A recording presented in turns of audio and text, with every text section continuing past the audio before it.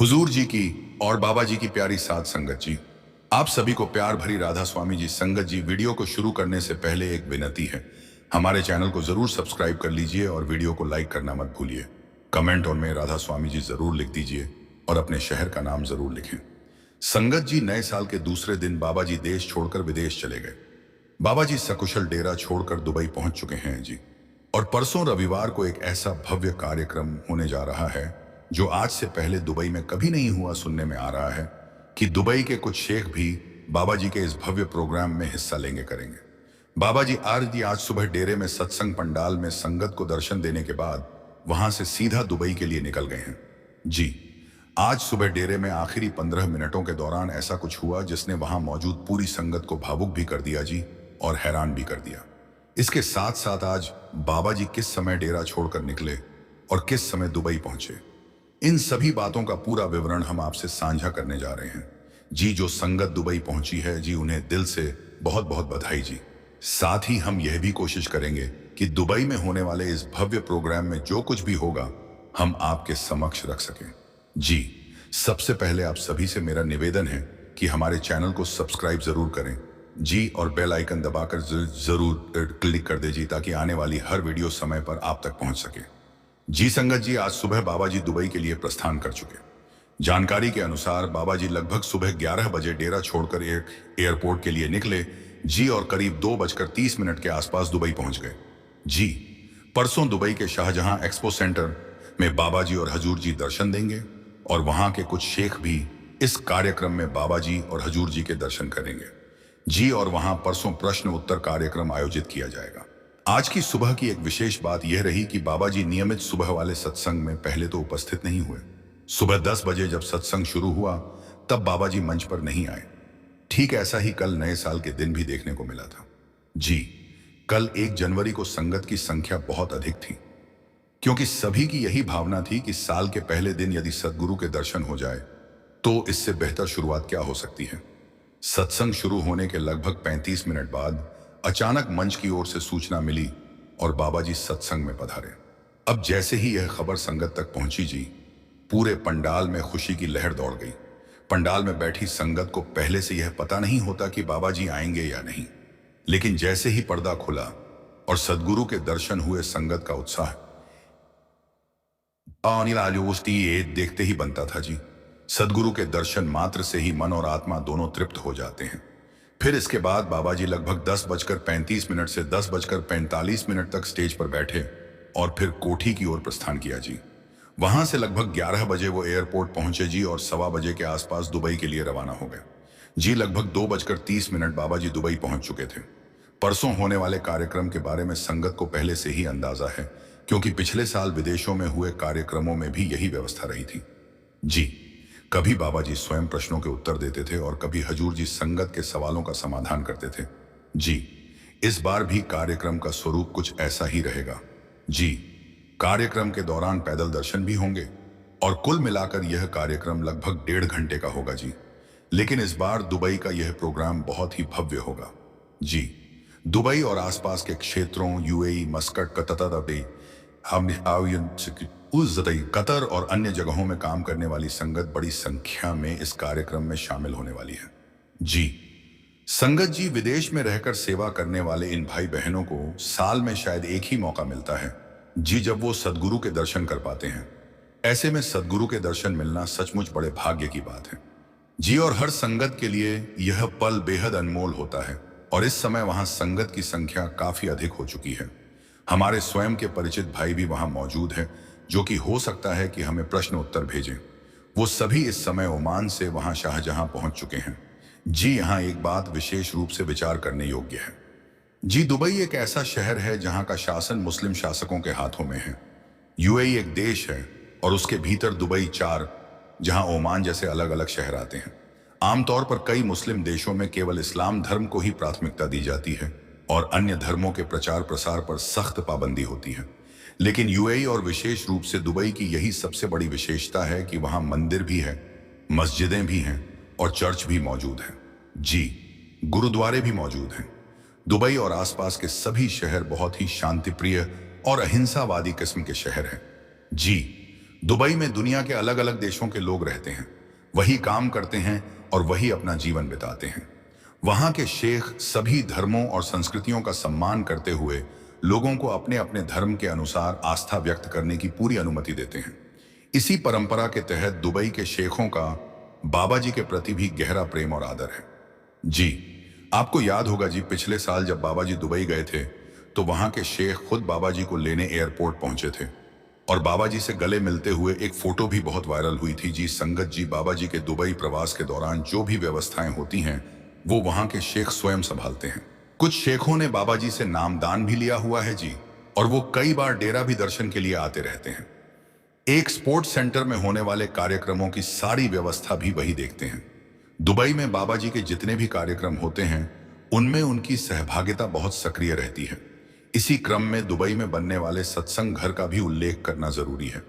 कुछ समय पहले वहां के शेख ने बाबा जी को सत्संग घर के लिए पर्याप्त भूमि दी थी और निर्माण कार्य शुरू करने की अनुमति भी दी थी। उस जमीन पर दुबई में सत्संग घर का निर्माण कार्य चल रहा है। संगत जी, बताया जा रहा है कि उस जमीन पर एक बहुत बड़ा सत्संग घर बनाया जा रहा है। उसकी स्टिक लोकेशन भले ही अभी सार्वजनिक ना हो, लेकिन यह बात बिल्कुल स्पष्ट है कि आने वाले समय में वहां एक भव्य सत्संग घर बनेगा जिसमें 25 से 3,000 संगत एक साथ आराम से बैठ सकेंगे। जी, अब आपको यह लग रहा होगा कि 25 से 3,000 संगत जितना बड़ा सत्संग घर तो कोई बड़ी बात नहीं है। इंडिया में तो हजारों सत्संग घर ऐसे हैं जहां 3,000 लोग बैठ सकते हैं, और कुछ बड़े सत्संग घरों में तो 3 से 5 लाख लोग भी बैठ सकते हैं।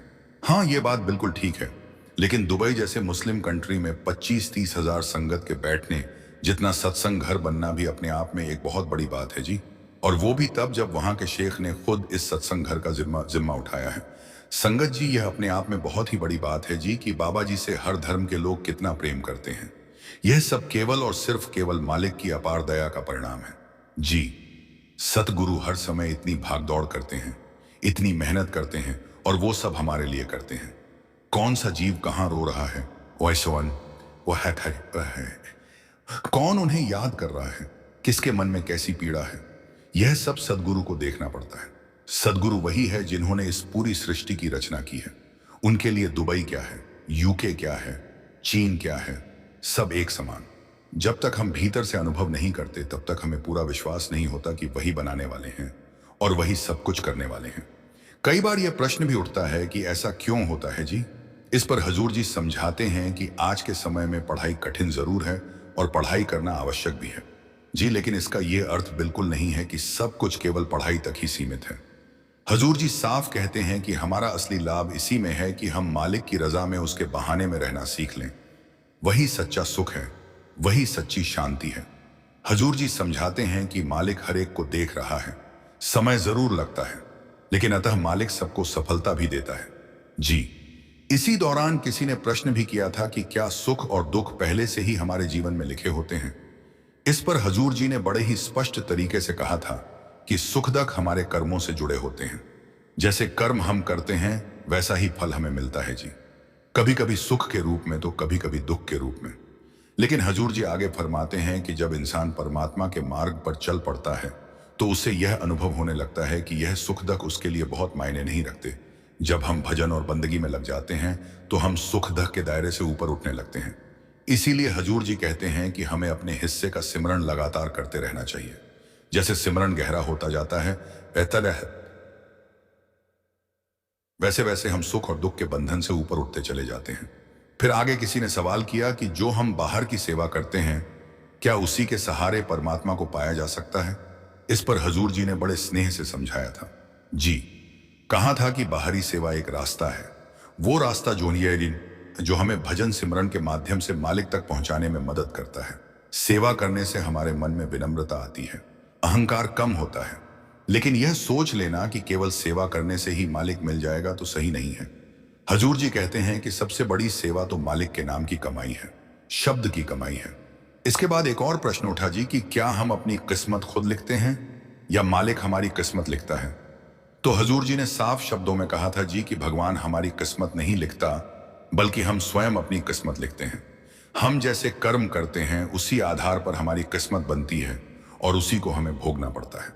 हजूर जी कहते हैं कि मालिक ने हमें समझ और विवेक की ताकत दी है, ताकि हम हर कदम सोच समझकर सही दिशा में उठाने की कोशिश करें।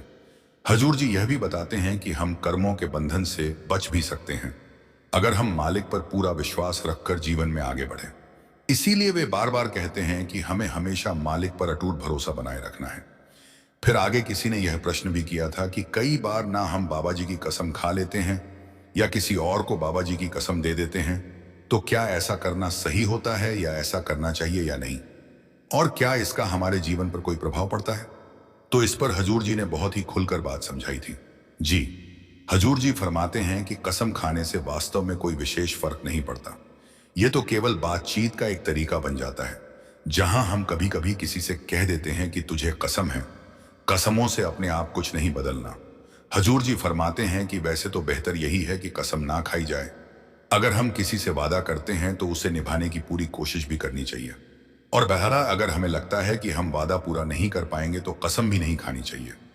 लेकिन यह सोचना कि कसम खाने या तोड़ने से हमारे भजन सिमरन पर कोई असर पड़ेगा या कोई आध्यात्मिक नुकसान होगा, यह सही नहीं। हजूर जी स्पष्ट करते हैं कि कस्मों से भजन सिमरन में कोई बाधा नहीं आती। यह सब केवल हमारी सोच का भ्रम है। वास्तविकता में इसका ऐसा कोई प्रभाव नहीं होता। फिर आगे किसी ने प्रश्न किया कि हजूर जी, कई बार हम सेवा कर रहे होते हैं और उस दौरान कोई हमें परेशान करता है, तो ऐसी स्थिति में क्या हमें सेवा जारी रखनी चाहिए और उस व्यक्ति के साथ हमारा व्यवहार कैसा होना चाहिए? अब इस पर हजूर जी ने बहुत ही सादगी से समझाया। जी, हजूर जी फरमाते हैं कि यदि हम सेवा कर रहे हैं और कोई हमें तंग भी करता है तो हमें उसे नजरअंदाज करते हुए सेवा करते रहना चाहिए। उन्होंने कहा कि सेवा हमें बाबा जी की करनी है, किसी व्यक्ति के लिए नहीं। हजूर जी ने जोर देकर कहा कि सेवा हमेशा निष्काम भाव से करनी चाहिए। जो कुछ भी होता है उसे मालिक पर छोड़ देना चाहिए। अगर हमारे बड़े हमें डांट भी देते हैं या हमें कुछ समझाते भी हैं तो उनकी बातों को दिल पर नहीं लेना चाहिए। हजूर जी फरमाते हैं कि हमें भली भांति पता होता है कि कौन हमें अच्छे भाव से कह रहा है और कौन नहीं, लेकिन इसके बावजूद हमें अपनी तरफ से हमेशा अच्छा करने की कोशिश करनी चाहिए। फिर आगे इसके बाद किसी ने सवाल किया कि हजूर जी, आज के समय में मन को शांत कैसे रखा जाए, क्योंकि आजकल मन बहुत ज्यादा उलझा रहता है।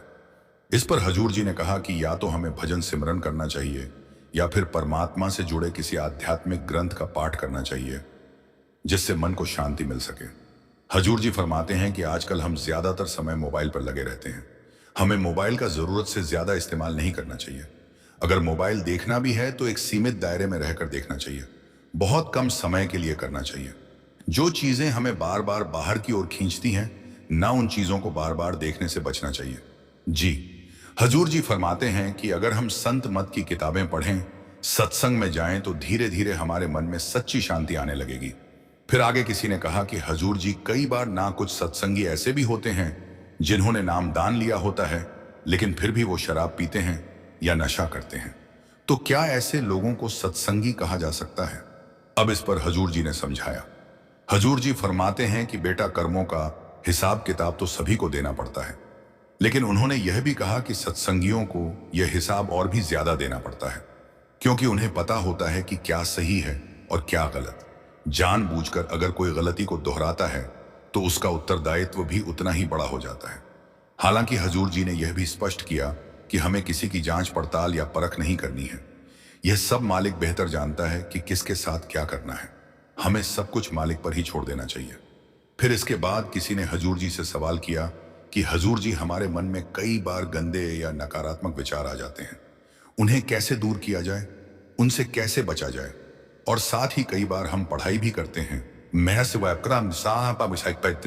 मेहनत भी करते हैं, फिर भी अच्छे नंबर नहीं आते या आगे बढ़ने में रुकावट महसूस होती, जिससे मन पर बहुत दबाव आ जाता है। ऐसे में हमें क्या करना चाहिए? इस पर हजूर जी ने फरमाते हुए समझाया कि बेटा, यह समझ लेना जरूरी है कि जीवन में सब कुछ केवल पढ़ाई ही नहीं है। हजूर जी ने आगे फरमाया कि दुनिया में जितने भी बड़े और सफल लोग हुए हैं, अगर उनके जीवन की पृष्ठभूमि को ध्यान से देखा जाए तो अक्सर यह सामने आता है कि वे पढ़ाई में बहुत आगे नहीं थे। अब कई लोग ऐसे होते हैं जो शिक्षा के मामले में पीछे थे, लेकिन जीवन में उन्होंने बड़ी सफलता हासिल की होती। कम पढ़े लिखे होने के बावजूद उन्होंने कोई ना कोई मुकाम जरूर पाया होता।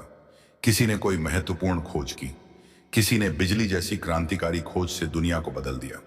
हजूर जी ने ऐसे अनेक उदाहरण देकर यह बात स्पष्ट की। हजूर जी ने यह भी कहा कि आपने यह बात भी देखी होगी कि कई लोग पढ़ाई में बेहद होशियार होते, लेकिन फिर भी वो जीवन में किसी बड़े स्थान तक नहीं पहुंच पाते। यानी कि वह ना तो आर्थिक रूप से बहुत आगे बढ़ पाते हैं और ना ही जीवन में वैसी सफलता हासिल कर पाते हैं। वहीं दूसरी ओर कई लोग ऐसे भी होते हैं जिन्होंने पढ़ाई कम की होती है, लेकिन फिर भी वो बहुत अमीर और बहुत सफल बन जाते हैं। इन उदाहरणों के माध्यम से हजूर जी ने यह समझाया कि जीवन की सफलता केवल पढ़ाई पर निर्भर नहीं होती। फिर इसके बाद किसी ने सवाल किया हजूर जी से कि हजूर जी, हम अच्छा काम करते हैं, फिर भी कई बार लोग हमारे बारे में गलत बातें कहते हैं, हमें बुरा लगता है, हमें बुरा भला भी बोलते हैं और अपनी नज़र में हमें गलत समझने लगते हैं। इस पर हजूर जी ने कहा कि दूसरे लोग हमारे बारे में क्या सोचते हैं या क्या राय बनाते हैं, इस पर हमें बिल्कुल भी ध्यान नहीं देना चाहिए। हमें अपनी तरफ से हमेशा अच्छा करते रहना चाहिए और सबके साथ प्रेम और सद्भाव के साथ चलना है। फिर आगे एक ऐसा सवाल आया जिसने पूरे पंडाल का माहौल खुशनुमा कर दिया जाए। अब किसी ने मुस्कुराते हुए हजूर जी से सवाल किया कि हजूर जी, आज आप कैसे लग रहे हैं? मतलब आज तो आप बहुत अच्छे लग रहे हो। अब यह सवाल सुनकर सभी मुस्कुरा उठे। जी। जवाब में हजूर जी ने भी मुस्कुराते हुए कहा, मैं कैसा लग रहा हूं यह तो आप ही बताएंगे ना, अच्छा लग रहा हूं या नहीं। अब जैसे ही हजूर जी ने यह कहा, पूरा पंडाल ठाकों से गूंज उठा जी। माहौल में हंसी और आनंद फैल गया जी। फिर हजूर जी ने हल्के फुल्के अंदाज में कहा, मैं तो ठीक ठाक ही हूं। यह सुनते ही संगत फिर से हंसी में डूब गई जी। उस क्षण पूरा वातावरण स्नेह, अपनापन और आनंद से भर गया जी। फिर आगे किसी ने प्रश्न किया कि जो लोग सबके साथ अच्छा करते हैं उनके साथ ही अक्सर बुरा क्यों हो जाता है? तो इस पर हजूर जी ने समझाया।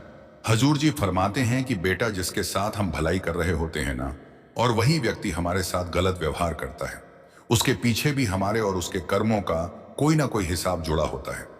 हमें यह नहीं पता होता कि हमारे साथ उसका कौन सा पुराना कर्म संबंध बना हुआ है। हजूर जी फरमाते हैं कि हमें केवल सामने दिखाई देने वाला अच्छा या बुरा दिखता है, लेकिन उसके पीछे कर्मों का जो पूरा लेखा जोखा चलता है वो हमारी नजर में नहीं आता। कई ऐसे कर्म होते हैं जिनके बारे में हमें कोई जानकारी नहीं होती, फिर भी उनका हिसाब तो हमें देना ही पड़ता है। इसीलिए यह जरूरी है बेटा। जरूरी नहीं है कि अच्छा इंसान होने के कारण ही किसी के साथ बुरा हो रहा है। हर एक के जीवन में उसके कर्मों का हिसाब चलता रहता है, और जब हमें अपने ही कर्मों का पूरा ज्ञान नहीं है तो हम दूसरों के कर्मों को कैसे समझ सकते हैं। इसीलिए हजूर जी कहते हैं कि हमें इन बातों में उलझने के बजाय इन्हें नजरअंदाज करना चाहिए। फिर आगे किसी ने हजूर जी से प्रश्न किया कि हजूर जी, कई विद्यार्थी ऐसे होते हैं जो ज्यादा पढ़ाई नहीं करते पर फिर भी अच्छे नंबर लेकर आते हैं, ऐसे में हमें क्या करना चाहिए?